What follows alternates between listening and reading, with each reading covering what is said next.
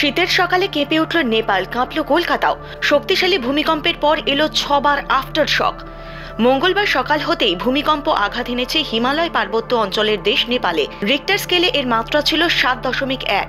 তবে শক্তিশালী এই ভূমিকম্পের পর নেপালে আরও 6টি আফটার শক হয়েছে বলে মার্কিন ভূতাত্ত্বিক জরিপ সংস্থা ইউএস জিওলজিক্যাল সার্ভে জানিয়েছে। 7.1 মাত্রার শক্তিশালী ভূমিকম্পটির পর প্রথম আফটারশক আঘাত আনে 7টা 13 মিনিটে, যার মাত্রা ছিল 5.1।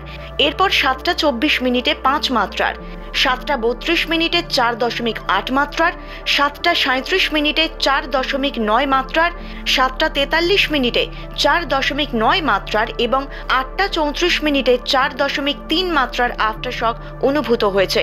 প্রথম দুটি ভূমিকম্প হয়েছে মাটি থেকে 10 কিলোমিটার গভীরে, তৃতীয়টি 30 কিলোমিটার গভীরে। ভূমিকম্পের উৎপত্তিস্থলের গভীরতা ছিল 10 কিলোমিটার। সকালের শক্তিশালী ভূমিকম্পটি বাংলাদেশ, ভারত, ভুটান এবং চীনেও অনুভূত হয়েছে। জানা গিয়েছে মঙ্গলবার স্থানীয় সময় সকাল 6টা 51 মিনিটে কাঠমান্ডু ও আশপাশের জেলাগুলিতে ভূমিকম্প অনুভূত হয়। ধাদিং, চিতওয়ান, সিন্ধুপালচোক, কাভরে এবং মাকওয়ানপুর জেলাতেও ভূমিকম্প অনুভূত হয়েছে। ভূমিকম্পের জেরে পুরো তছনছ হয়ে গিয়েছে তিব্বতের বিস্তীর্ণ অঞ্চল। এখনো পর্যন্ত পাওয়া খবর অনুযায়ী 36 জনের মৃত্যু হয়েছে। মৃতের সংখ্যা লাফিয়ে লাফিয়ে বাড়ছে, আহতের সংখ্যাও প্রচুর। কলকাতার বেশ কিছু এলাকাতেও এই কম্পন অনুভূত হয়েছে।